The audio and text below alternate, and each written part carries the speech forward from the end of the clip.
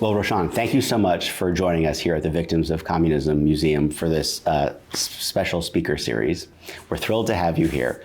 Rushan, you have been a hero in human rights work in the last several years for Uyghurs trapped in China and Uyghurs around the world that have escaped China. Before we talk about your own personal life and your experience, could you just help our viewers understand who are the Uyghurs and what's happening to the Uyghurs in China? Thank you so much, Ambassador.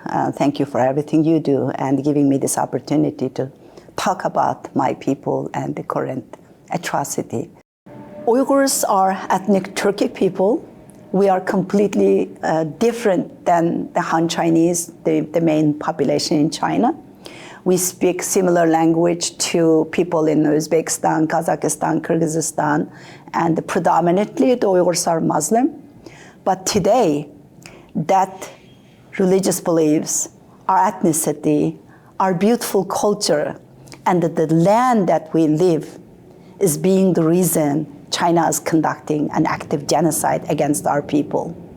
The current regime, the Chinese Communist government, the People's Republic of China, took over in 1949.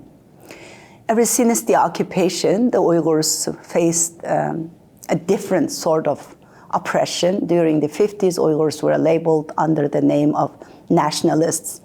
And then during the 60s, Cultural Revolution time, that was the time that I was born. I was born in 1967, right in the middle of the Cultural Revolution that started by Mao Zedong.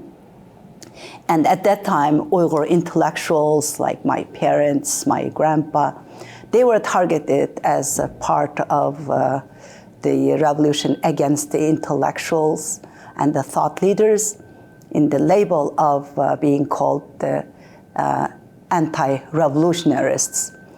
And then during the 80s, when I was young and going to middle school, high school, and university, we had a little bit of freedom because China opened up and established diplomatic relations with the United States and the West.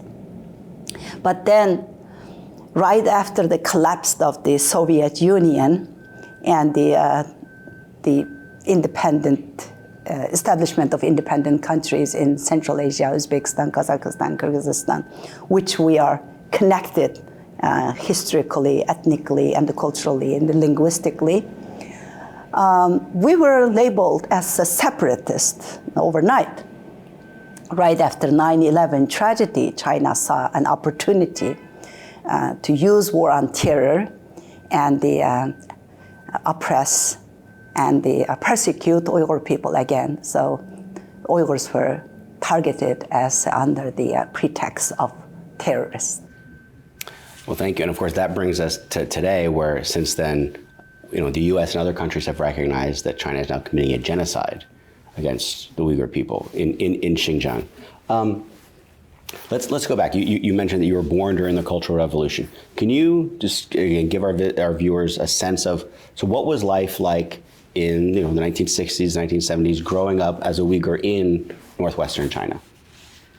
Uyghurs were always treated as secondary citizens in our own homeland and facing persecution, and there was no any kind of freedom for any sort of rights.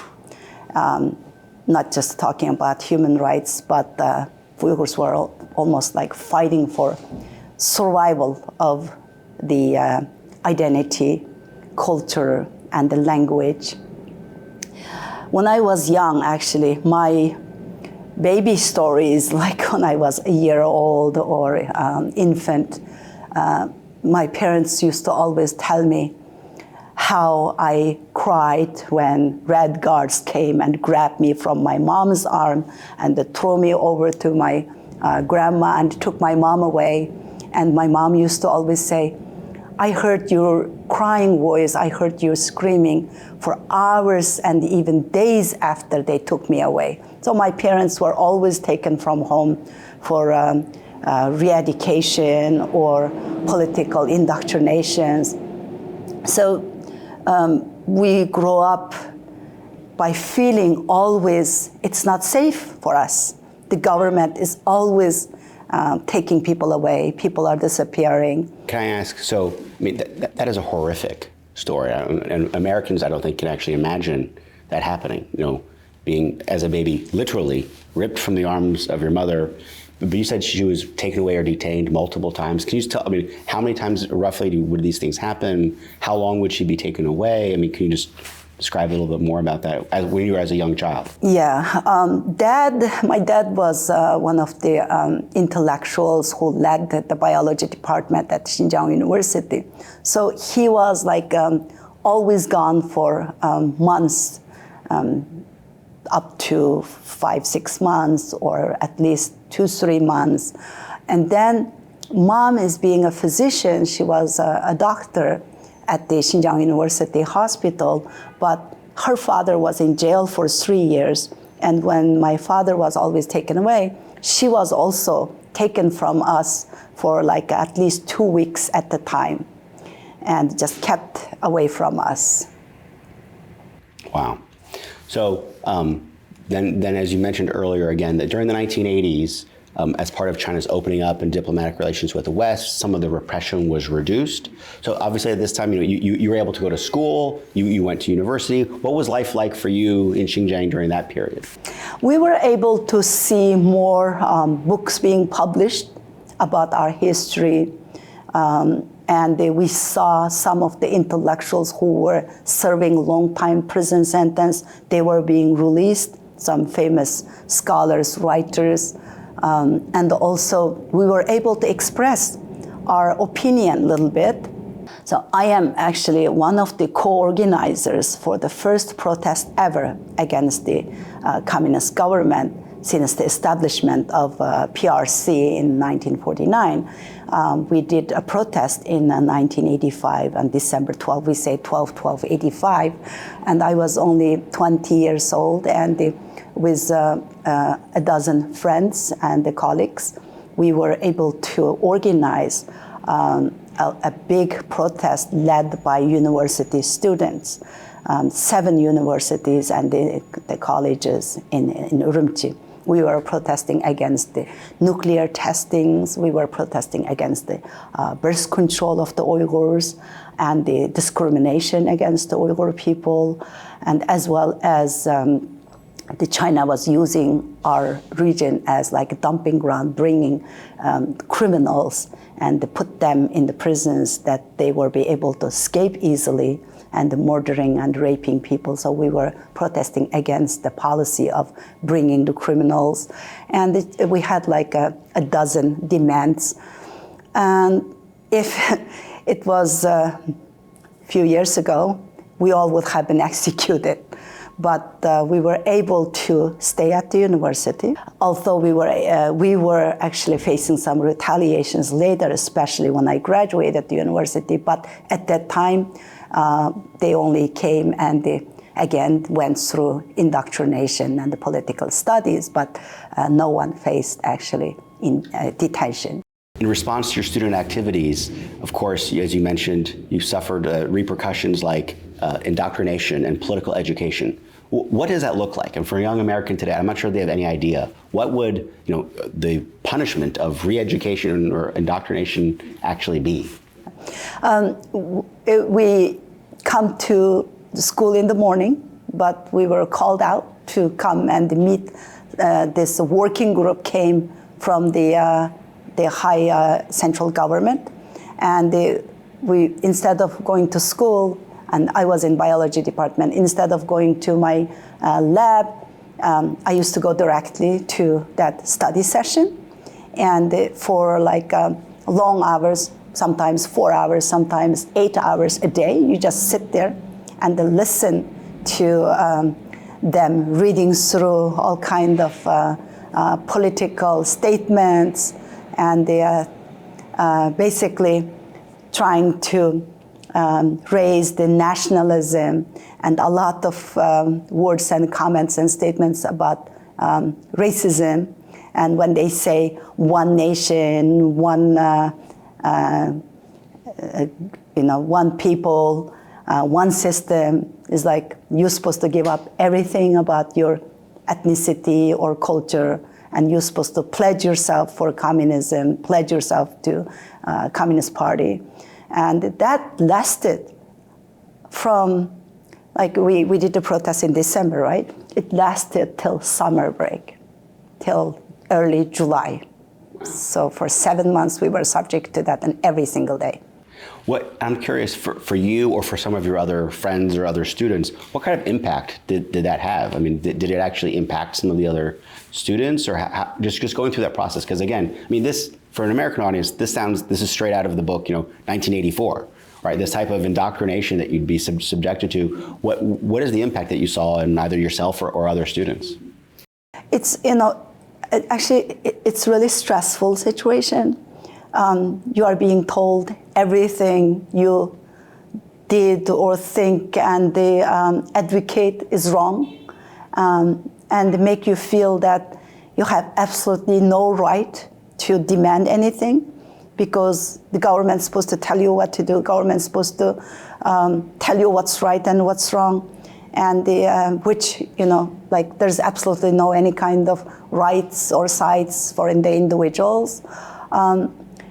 And you know that you don't agree with what is being said, but there's nothing you can do. You cannot express your opinion. You are there to just sit and listen. Nothing to be like discussed, or it's not open to any kind of, you cannot even answer anything. You just sit there and listen. And sometimes you are being asked questions about what happened that day or day before, and you feel like you are being interrogated very rudely.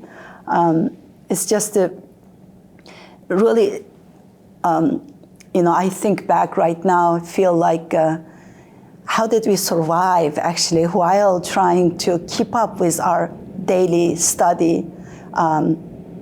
Biology department, it demands a lot of the work and the homeworks and the lab work and things like that, while we were subject to that kind of brainwashing and the political oppression, basically.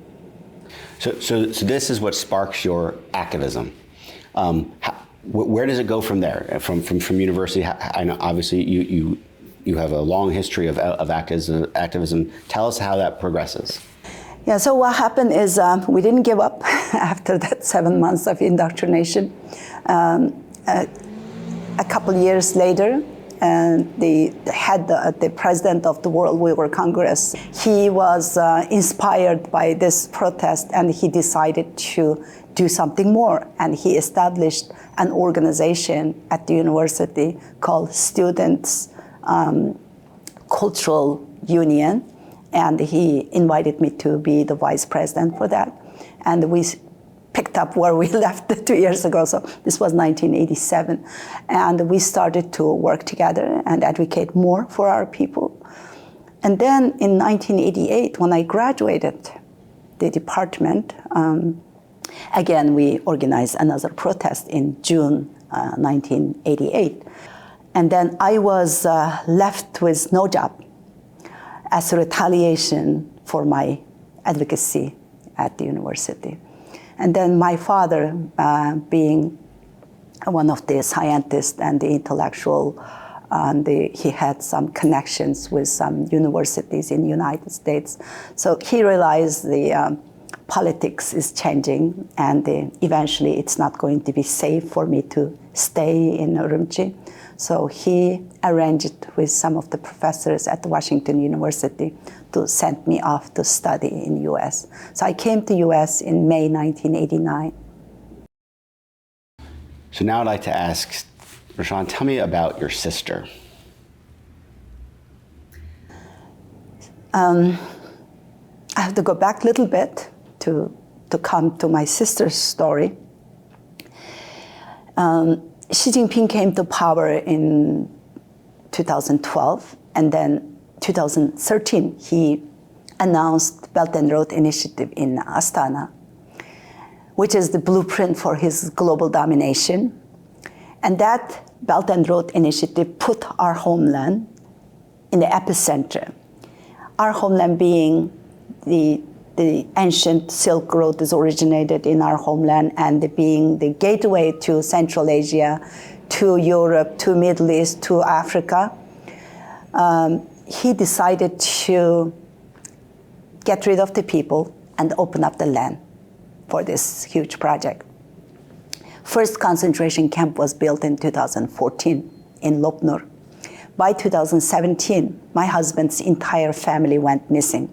My parents-in-laws, 3 of my sister-in-laws, their husbands, brother-in-law and his wife, 14 of my husband's nieces and nephews, they all went missing, 24 people. And I was invited to participate in one of the panels at the Hudson Institute, speaking about the situation in Xinjiang. The name of the panel was Xinjiang Emergency. And that was televised to the world. That was my first public speech in September 2018. I exercised my freedom of speech in the United States as an American citizen. And I talked about the atrocity, the detention centers, missing of my family members, and all the genocidal policies against the Uyghur people. 6 days after that, basically my freedom of speech caused my sister's detention. She was picked up from her home. Actually, my sister and my aunt both picked up same day from 900 miles away from each other. My sister in Urumqi, my aunt from Atush, a town near Kashgar. And then when I brought this up to the public on the media and saying that these 2 women, they don't need so-called re-education. She's a retired medical doctor. My aunt is a retired school teacher.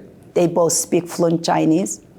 And their only crime is being my living relatives, my only 2 closest living relatives left back home. And then they released my aunt a few months later. But for last 5 years and 8 months, my sister is still in jail. I think that's just horrific. That I hope Americans understand. Help them understand the scale of these detentions. This, you mentioned from a personal perspective, 24 family members from your husband, your sister, your aunt, but from a scale perspective of Uyghurs across the Xinjiang region. The population of Xinjiang is well north of 20 million. What is happening? You talked about the first concentration camps opening in 2014. These detentions that we saw really start to happening a lot in 2017 into 2018. Talk about the scale of what's been happening. By summer of 2017, we already heard about 1 million Uyghurs were in detention. And first, they targeted the thought leaders, religious leaders, intellectuals, famous writers, university professors, presidents, even famous pop star, Ablajan Ayub. Like anybody who's famous, well-known, they were targeted. That's why when my sister was in detention, I always say she's not one of the normal targets because she's not famous, she's not educated. They also targeted people who ever traveled to any of the Muslim majority countries. My sister never traveled to any of the Muslim majority countries. She came to the United States to visit us. That's the only place she ever went. But by 2019, we learned about 3 million people went missing. And we do have some actual victims who served in detention in those camps. According to eyewitnesses, the victims, and some of the leaked documents from the Chinese government, and some of the reports from amazing journalists. Journalists did their investigative reporting, and Radio Free Asia Uyghur Service did an amazing job exposing and investigating the cases.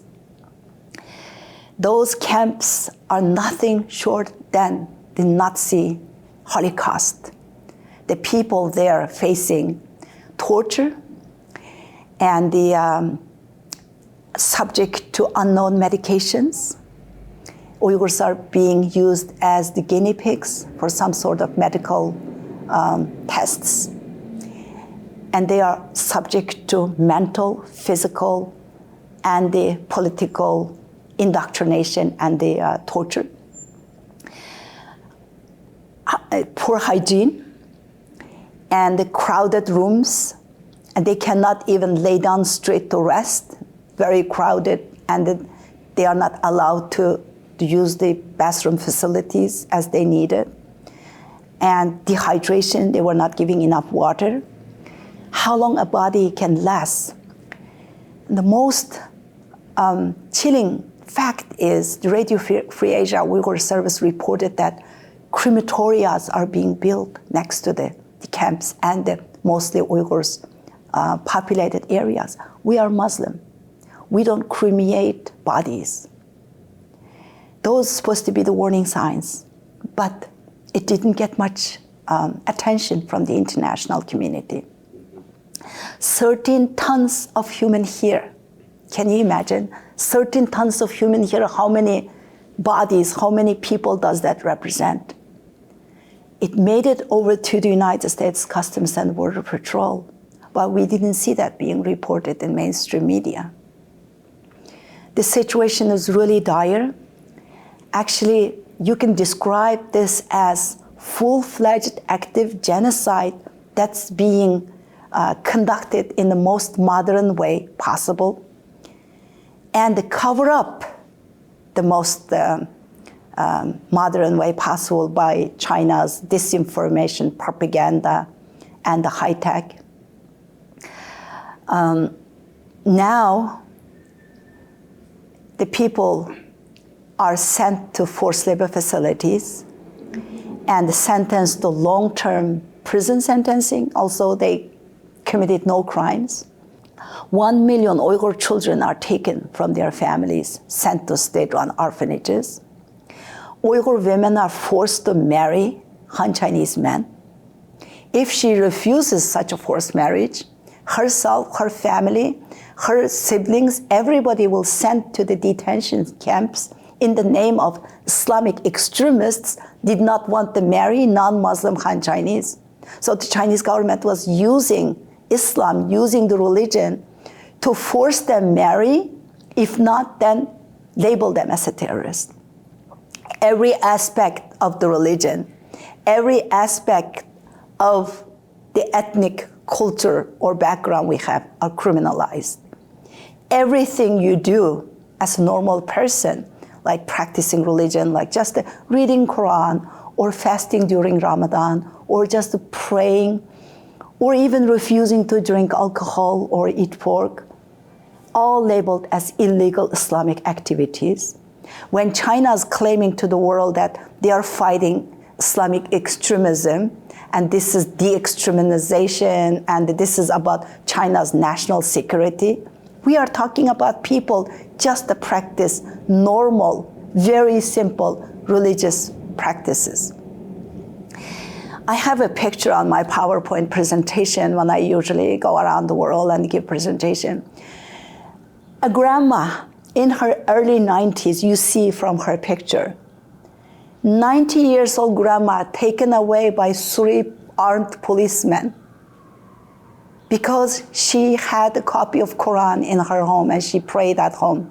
What kind of national security threat 90 years old grandma poses to a country like China, second economy of the world? Mm-hmm.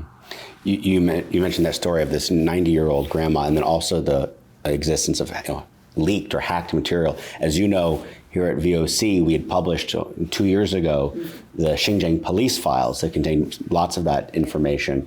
And one of the things that struck me at the time, both in the photos and in the personally identifiable information they had on hundreds of thousands of people just in this data set, were the number of older women that had been detained. Of course, the Chinese Communist Party's excuse, first they lied about this entirely, then when confronted with satellite images of giant construction, they came up with their next lie. Oh, this is vocational education training or dealing with extremists. But in what category are you either doing workforce training or dealing with extremists of women in their 70s or 90s? I mean, this is about what I saw. This is about cutting off cultural transmission. That these mothers and grandmothers are the heart of cultural transmission of food and language and art and religion that gets passed down through their families. And that's what they're, I mean, is that your perspective too of like why they've targeted older women? So that actually the first time we had the visual pictures of these people. You should see these older Uyghur women's face, eyes, and those children. It's just heartbreaking. I couldn't sleep for days after I saw those pictures. Again, when we have so many documents after documents of Chinese government's own secret documents or data, and the pictures, and so much research that done by Dr. Adrian Zenz, and actually his analyzing, his work is based on analyzing Chinese government's own data on the forced sterilization, which is the main element of being, the ethnic group being genocided.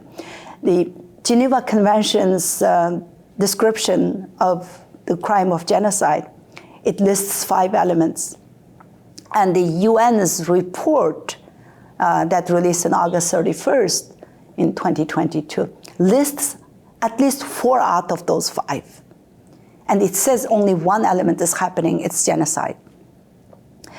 Dr. Adrian Zenz's report shows that 80% of the women, Uyghur women, on the childbearing age are subject to forced sterilization. They were all sterilized.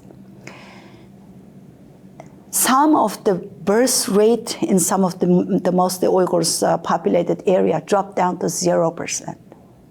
So basically, the Chinese government is not only detaining, like all these faces we see on the Xinjiang police files, all this information that we have, up to 3 million people are in detention, and the millions more are shipped to forced labor facilities.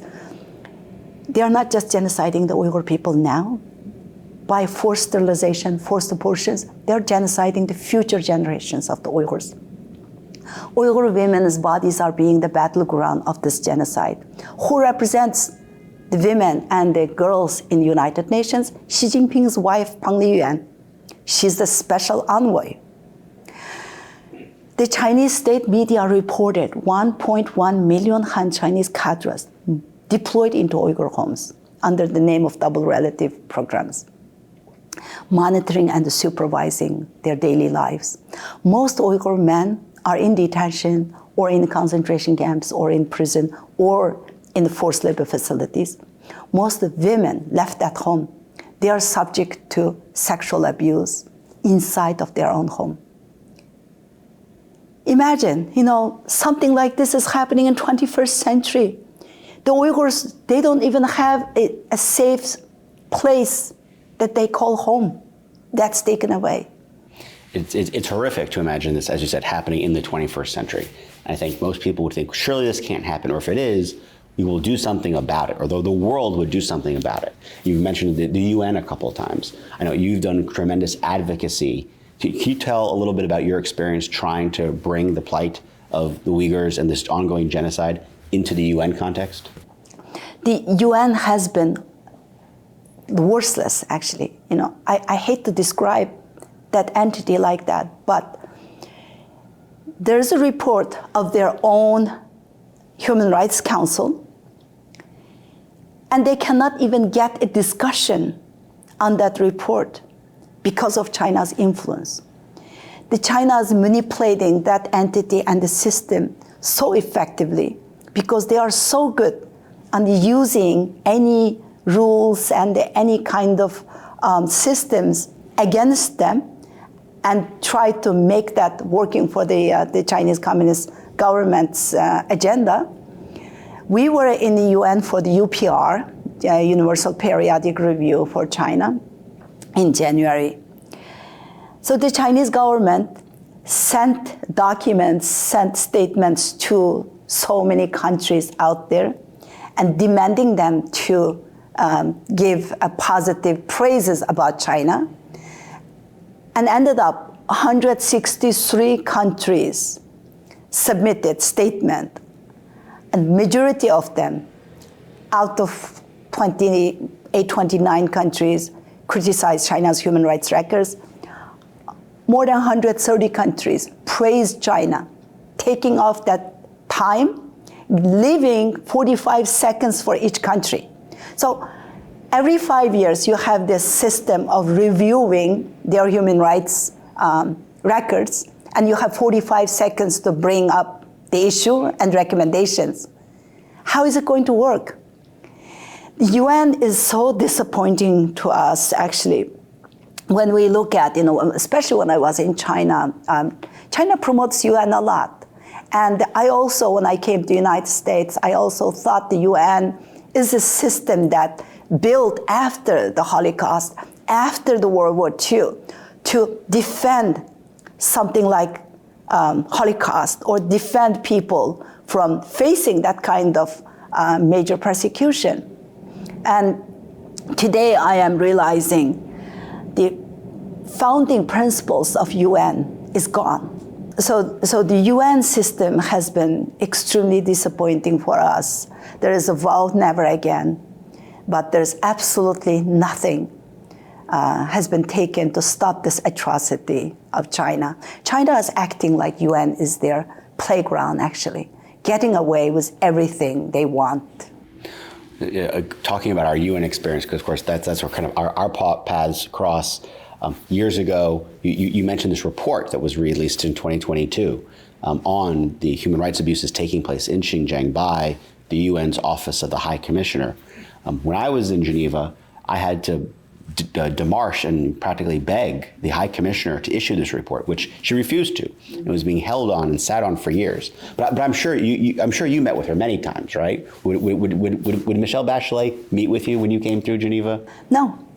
She wouldn't meet with us, and we have worked on this report, providing documents, providing testimonies, and demanding to release this document. As you said, the document was ready to go. But you said the High Commissioner for Human Rights never met with you during this whole time. But I'm sure you know. Wouldn't she have met with lots of other Uyghur leaders? Did she meet with other Uyghurs? No. No. That's the disappointment that we have. She went to China and on this Potemkin-style visit, and when she did the press conference in Beijing, she repeated basically everything the CCP was saying, became CCP's mouthpiece. And then we immediately campaigned for Uyghurs. We started the hashtag campaign, Bachelet resign, or release the report or resign. And I wrote op-ed and published on the Washington Post, co-authored with Dolkun Issa. And we started several big campaigns globally, demanding her resign or release the report.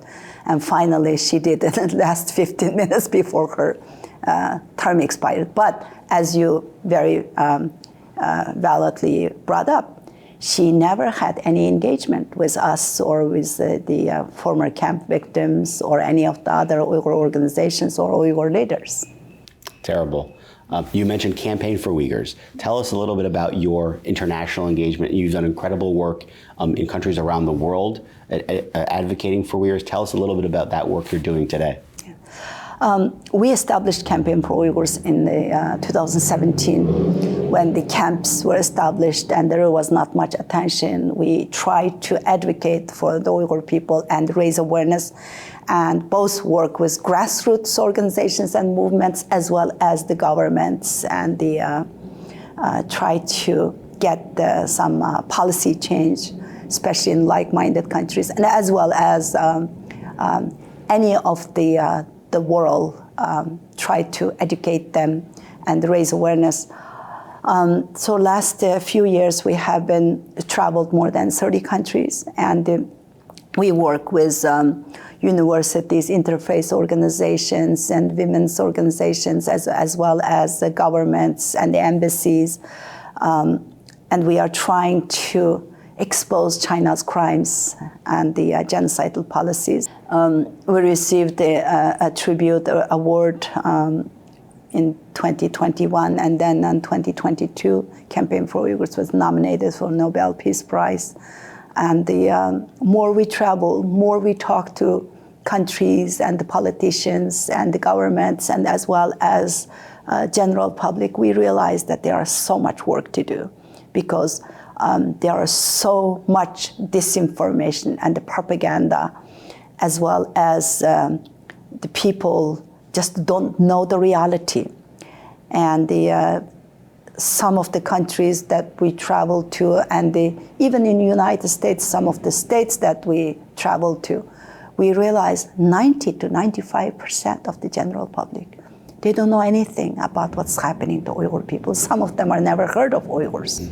An ongoing genocide today. Yes. We are so proud at Victims of Communism to work closely with you and Campaign for Uyghurs in this work.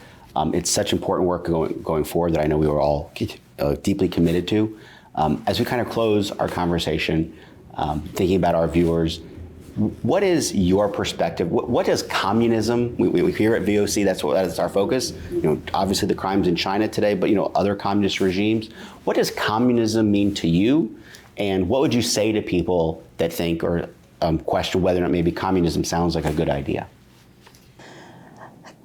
Communism means a scary experience. When I put it in very simple and the plain words, communism means there's absolutely no rights for the citizens.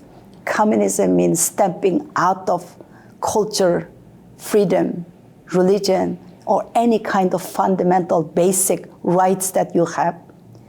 Communism means you are restricted on any kind of freedom of choose on what you believe and how you believe, or how you will live your life. Unfortunately, a lot of people don't realize what kind of dangerous system the communism is. And many people naively think that after Soviet collapsed and after the end of Great Cultural Revolution in China, after Mao Zedong died, the communism became more open, or it's offering another set of life for people. No. Communism means that you will live like the Uyghurs today. Simple as that. If communism spreads all over, if communism takes over, or country like China gets its way, like how they are doing today, the Uyghurs today will become the future for the entire world. For me, today, if I'm going around the world, speaking out against the communist China, trying to explain to people what the communism is all about, what the Uyghur people are facing today, I'm doing that at the cost of my sister's freedom while she's serving in dark dungeon. I'm trying so hard, not just because my sister is in jail and my people's future is at stake. I do this because the freedom and the democracy that I left my parents, left my family, left my friends, left my home in 1989, I came to the United States because I was looking for freedom and democracy. I came to the US when I was 21 years old, did not speak a word of English.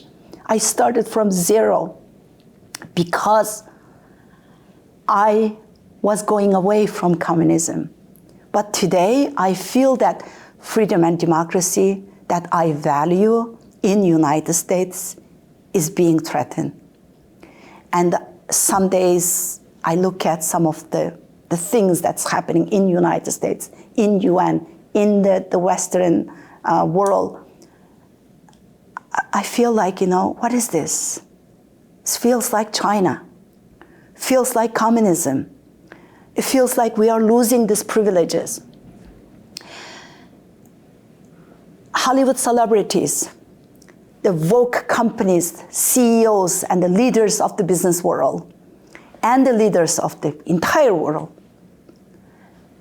superstars in NBA, All these people are so vocal against any kind of social injustice. Rightfully, they should. But where are they when something like this, like full-fledged active genocide, is happening to innocent people because of their ethnicity, because of their religion? Where are they?